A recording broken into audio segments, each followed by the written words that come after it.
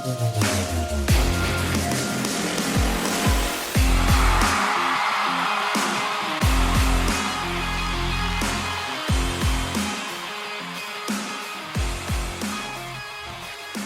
Indianapolis Colts 3-0. Oh, gosh. Listen, I know what a piece of insight to start off with. Like, we all know the Colts are undefeated. We're all excited about it. But, I mean, what else can I say to start this damn thing? It just feels so good to say, does it not? And there's just so much to feel good about with this team right now. I mean, how about Jonathan Taylor swatting L'Jarius Sneed like a fly? Like a fly. I mean, are you kidding me with that stiff arm? That's like the best stiff arm we've seen since Derrick Henry sent Josh Norman into a different dimension, right? Or how about Carly Gordon putting on an absolute clinic again, week after week with her with these sideline fits? I mean, what an outfit from her. Or the Texans, they lost, huh? 0-3. They were the favorites to win the AFC South coming into the season, and now in 3 games, they're as many games back from the Indianapolis Colts. And listen, I understand. This game was against the Tennessee Titans. We all know this, and the Titans are god-awful. I mean, they're even worse than I thought they were. But there is something to be said about making a team that is that much worse than you actually look that much worse than you on the field. Like, so often in the past have we been accustomed to seeing this Indianapolis Colts team play down to their opponent. And sometimes, yes, that's the case. But other times, like, it's just so hard to win in the NFL. And the Colts went out and made it look easy on the road in a divisional matchup. So Tennessee Titans or not, ultimately, what are you going to do? Hold the Colts competition against them? I mean, they went out there and absolutely lit up the joint. And I thought they really proved something here to some degree because, again, this was, as we discussed, coming into the week, a potential trap game for the Indianapolis Colts. I was very confident they wouldn't fall into that trap. But nonetheless, all of the ingredients were there. And not only did they not fall into the trap, they put together what you could argue is their best offensive performance of the season. Again, they've all been so spectacular. It's hard to pick just one. But, I mean, this team continues to roll. And right now, this Indianapolis Colts team, very much kind of in control of the way their season plays out. Now, I know it's early to say that type of thing. And, of course, you have the Rams game next week, which very quickly shaping up, in my opinion, to be kind of the game of the week next week, and some more tough games in the next month. But I think if the Colts continue to play this brand of football that they're playing right now, you're looking at the AFC South champs. But, of course, it's 1 week at a time, and I could keep hyping them up, of course. I could talk about how Daniel Jones navigated the pocket, bought time with his legs, kept his eyes downfield, or that huge third down scramble that he came up with, which was miraculous. I mean, when's the last time? I guess we had Anthony Richardson, so let me not say when's the last time we've seen someone do that. But when's the last time we've seen someone do something like that and not get hurt in the process? No disrespect, Anthony. I'm just joking around, okay? I can talk about how this team still has not committed a turnover through 3 games, or how Michael Pittman Jr. was running like an absolute man possessed every time he touched the football, or how they stopped the run early, just like we said they needed to, and forced the Titans to lean on Cam Ward early and often in this game.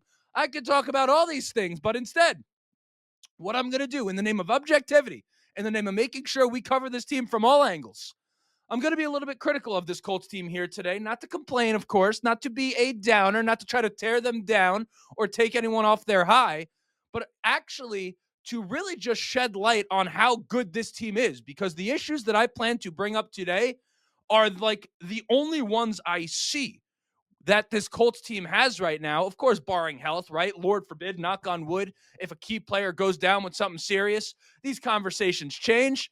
But if these things that I'm about to bring up get addressed, the Colts are basically a perfect football team, which literally does not exist. Like, every single team has a weakness. Speak of health, actually, as I bring that up, Kenny Moore, of course, praying for him to kind of be healthy and recover quickly. We know he has a calf. We don't know the extent of what that is. He means so much to this team and has been such a great Colt, right, for the majority of the time that we've had him, and has really been through this team through the thick of it. So he's a guy, of course, that if the Colts are going to experience a level of success this year, you would want him to be on the field for that, not just because he would contribute to it, but also because he deserves it, right? Great moment, giving the ball to his mom after that pick six, the whole deal. Alec Pierce hit the ground in a gnarly way. He's got a concussion, so he's going to have to go through the protocol. But as I said, we're going to be critical. That's not a word. We're going to be critical, and we'll talk about some of the things that I saw in this game that I think the team needs to improve on primarily. But before we do that, you know what it is? My name is Justin. This right here is the Ride on the Bench Colts podcast. As always, ask anyone watching and enjoying the show, go ahead, shoot a like. It's going to help me get out to as many Colts fans as humanly possible. Of course, subscribe. If you want to be a part of the journey, we're on our way to 4,000 subscribers over here on the YouTube page. We're getting pretty close, so if you keep coming back, enjoying the show, perhaps it's your first day here, and you're enjoying what it is that you're hearing, hit that subscribe button. Never miss an episode again. Of course, audio listeners, leave a five-star review. Let the people know how much you're enjoying the show. Share it with a friend if you like. If you have a friend that's a Colts fan, listen, you guys are the most important thing to the growth of this show. So whether it's sharing it with a friend, sharing it on Reddit, whatever it is, word of mouth ultimately is going to be the biggest thing that keeps this show growing and the growth that we've had up to this point. You know, I started with, obviously, as everyone does, with absolutely 0 subscribers. And again, recording from my bedroom, I still do, even though it doesn't look like it because I've turned it into a little bit of a set. But, you know, we've come a long way over here. And a lot of you guys have been here since before we even had 1,000 subscribers. So I appreciate y'all. And, yeah, I guess I'm done asking you for things. Oh, yeah. And be civil in the comment section. I don't anticipate. You guys are so good at being cool to one another. So not really too concerned about all of that. But without further ado, let's get back into what it is that we're going to talk about on the negative side. And it's really the pass rush primarily. I know the Colts had 4 sacks on paper, but the defensive end room, as really everyone is talking about, because you couldn't watch that game and not notice that, keep in mind, they came into this game last in the league in pass rush win rate, and you were against the Tennessee Titans team that was missing their starting right tackle, their starting right guard, and you got absolutely nothing accomplished off the edge. Like, yes, you got some pressure up the middle for sure, and I thought Lou Anarumo, smooth Lou Gabagoo, right? I thought he did a great job of manufacturing some pressure for this team. The play early in the game where Zaire Franklin, he comes in on a blitz and he starts on the right side of the line and he's stunting. He's coming around to the left and coming up the middle. Like, that was kind of a good play call right there from Lou Anarumo in terms of a stunt up front. Or how about that first play, right, where Kenny Moore gets the pick six, and you got Latu dropping back, and then Kenny Moore starts in like the inside the hash, and before you know it, he's defending the guy in the backfield. I mean, it's a whole lot for a rookie quarterback to handle, right? What Lou Anarumo was throwing at Cam Ward today, which is what we anticipated. But it is kind of a day like today where you're very, very happy that you have Lou Anarumo as opposed to a Gus Bradley. But Justin, wait, back to being critical. I told you, there's so much good to talk about. I'm trying to be critical. I'm trying to be a dick. I'm trying to be a dick to this team. They're not making it easy. So back to that, okay? The defensive end group right now is horrid, right? And I know you have, in terms of the pass rush, they're not playing bad all around, but ultimately those guys, what gets you paid as a defensive end is to come out there and sack the quarterback, and they're not getting it done. And really what I'm looking at, someone has to step up. And when I say someone, it is Latu. He's the guy you drafted in the first round last year to lift up this room. When you think about the Colts not going after an edge rusher this offseason, it was primarily because, of course, you had JTT in the second round, but I'm talking about someone who you knew was going to come in and make an immediate impact. The reason they didn't do that is because they were banking on Latu's growth. Kwity Paye, Taekwon Lewis, Samson Ebukam, these are all solid football players, but none of them are guys ultimately that are going to take your pass rush and lift it up. They're supposed to be supplemental pieces in that process, and Latu is supposed to be the guy that is to take the next step and lift this room up. And it's still very early in the season. He can still do it. But as of right now, he absolutely has not. And at some point, he has to start finishing the sacks, right? Like, you know, one of the things they really liked about him out of the draft last year wasn't even so much about the production. And don't get me wrong, the production was absolutely there. But it was about his motor, right? It was about the second effort. And a lot of his sacks in college weren't clean right off the bat. A lot of them were second effort sacks. In the NFL, of course, the quarterback's better athletes, better awareness in the pocket, and overall just kind of better at navigating their surroundings. Those second efforts aren't resulting in the same amount of sacks, obviously, as they did in college. But this is a real problem for the Indianapolis Colts right now, because obviously you look at the AFC and guys like, you know, Justin Herbert and Josh Allen and Lamar Jackson and, of course, Patrick Mahomes, right? I mean, the Giants defense last night held up as good as they could, and part of that was due to the fact that they have all those pass rushers, right? You have to have a pass rush in the NFL to go really, really far. And, you're not always going to be able to manufacture it with play calling. At some point, you need your pass rushers to win in the pass rushing situations. And right now, the Colts aren't doing it. And we'll see how it plays out. It could get better. But right now, I'm not seeing anything, unfortunately, out of the defensive end group that inspires me to think that they have one guy that, as the season goes on, is going to step up big. Like maybe Latu gets a little bit better, but he's really going to have to take it to a complete different level. Like he's going to have to go on a heater. It's going to have to be like not quite. It's not going to have to be like a Daniel Jones type transition from the Giants to here, but for Latu, where he's at right now, he's going to have to be much further along come 2 months from now, let's say, right? If the Colts are really going to do something in the pass rush, and you kind of have to, if you're the Colts and you're looking at this team right now, and if you think you're different, right? Shane Steichen in the locker room speech said, we're different right now. I kind of believe him. I think you have everything here.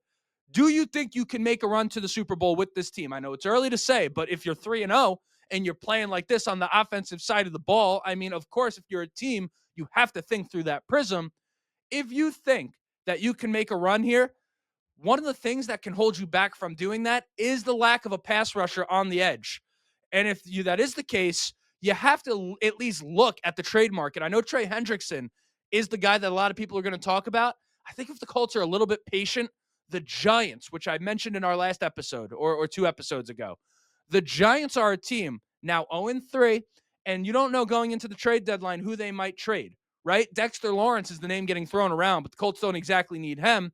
But you look at Brian Burns on the edge for them. Abdul Carter was the second overall pick. Kayvon Thibodeau was the fifth overall pick a couple years ago, 2-3 years ago. One of those guys may be available for trade, right? Maybe you could get Brian Burns. I don't know what his contract consists of. I didn't look into it. Maybe it's Thibodeau. Whoever it is, his contract up in 2027. But the Colts do have to look around and try to add something, I think, to this pass rush unit. I would imagine that they're at least exploring it, and I certainly wouldn't want them to burn the boaties for it, depending on the talent. But it's something right now that you do have to consider, right? You have to consider it if you're thinking about making a run, because as it gets closer and closer to postseason time, you're going to want to make sure that you can trust this defense to get after opposing quarterbacks. And right now, you can't on a consistent basis. And if you do, it's because Lou Anarumo schemes it up. So that's kind of the big one. Red zone, still a problem for the Indianapolis Colts. Now, listen, in all fairness, when you score 41 points as an offense and you're coming out here and saying you need to be better at scoring the football, this is a pretty good problem to have, right? Like this, how things have changed for the Colts and for us as fans. That being said, they still have not found their groove in the red zone. I think they'll figure it out ultimately, but it's something to continue to monitor, right?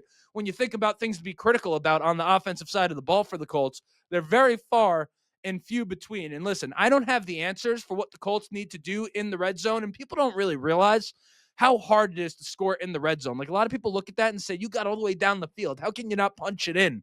But in the NFL, scoring in the red zone is wildly difficult because so much of what makes an offensive play work, particularly a passing play, is the ability to manipulate the defense, to space them out, right? To have guys that are 2 yards away, guys that are going deep, guys that are down 20 yards down the field, and to really spread out the secondary to give yourself some space to operate. When you're in the red zone, all that space gets tighter, right? Because you're contained by the field, because you have the back of the end zone stopping you. So if you're 7 yards away, you don't really have a whole lot of space to operate in from a passing perspective. And that's kind of one of the challenges that the Colts are running into right now. All that space getting condensed and the windows are tighter. And I saw them try some stuff. I mean, they kind of tried like this fake double reverse deal, and it is what it is. And I don't know what they're going to do. Again, I don't have the answers. I'm just observing, as all of us are, that it is something that they don't quite have figured out. When you verse teams like the Rams, when you verse teams like the Chargers, when you verse teams like the Chiefs, you are going to have to punch it in for 6 more often than not. So that's something that I think they will figure out, right? You have players in Michael Pittman Jr., Tyler Warren, Mo Ali Cox, even a Josh Downs who has great lateral speed. Maybe you don't think of him as a red zone threat on the surface, but he's a guy where if you run some double moves with him, maybe fake a drag, bring him outside in the classic like Julian Edelman type route that he made so popular in New England, the Wes Welker type routes, you have to get creative for sure. I think the Colts are trying to get creative, but at the same time, they are being a little bit conservative on that front. I think it's better to do what they're doing in that sense and be risk averse and settle for the field goal as opposed to force it and come away with nothing. But ultimately, again, if this offense is going to start averaging 45 points a game, right, they're going to have to start getting 7 points here. Really what it is, it's not so much about the points per game, if we're to be serious here. It's about situationally, right? Because there's going to come a point in this season where the Colts are in a 24-17 game, right? And you're in the red zone and you don't have the option to get the field goal. You have to make sure that you know some plays that your offense can go to and that you're comfortable running and that you've seen work. You have to make sure you have some of those plays. And right now, it just doesn't seem like the Colts have the answers there. And then my final piece of being critical, Daniel Jones, listen, we love the escapability, okay? We really do. But please, for the love of God, Daniel Jones, would you get down once in a while? I understand you're hyped up. I understand you're dime bag Danny and you're able to do whatever it is that you want apparently right now. Seemingly, not that I don't think he's going to win the MVP, but seemingly an MVP candidate right now. Daniel Jones, understand, as Colts fans, we have suffered with the injuries at the quarterback position, and I could not even sleep if you were to get hurt right now with the way you're playing. So if Daniel Jones could get down, that would be great. We've seen him take a few licks this year. Obviously, remember the helmet to helmet in week 1 that he got hit with? There was a couple in this game that he took a hit. And I'm not saying quarterbacks are never going to get hit, but gosh, I feel like obviously we have PTSD. Wouldn't mind him just getting a baseball coach, sliding to the ground, living to see another play. I got no problems with that, Daniel Jones. But other than that, I mean, what else can you be critical about with this Indianapolis Colts team right now? Of course, you have I say, of course. There is no of course. There's not that much to be upset about, obviously. I guess Cam McGrone, the linebacker position, a little thin right now, ultimately, but you do have Carly's coming back, even though he's had a tough time staying healthy. We'll see how that goes. But, again, that's what I have to say about the game. Obviously, very excited to be 3-0, but I'd be even more excited if we won against the Rams last week, right? Because this game, we kind of was a shoo-in to some degree. There was no world where the Titans were going to beat this Colts team unless the Colts beat themselves. And the Colts did the opposite of beat themselves. They beat the living shit out of the Tennessee Titans. So that is what it is. If we win next week, you're going to see me celebrating like you've never seen before in front of this camera, in front of this microphone when that time comes. But until then, until probably midweek. We'll talk midweek. That was an episode. My name is Justin. This right here was the Ride on the Bench Colts podcast. And as always, go Colts.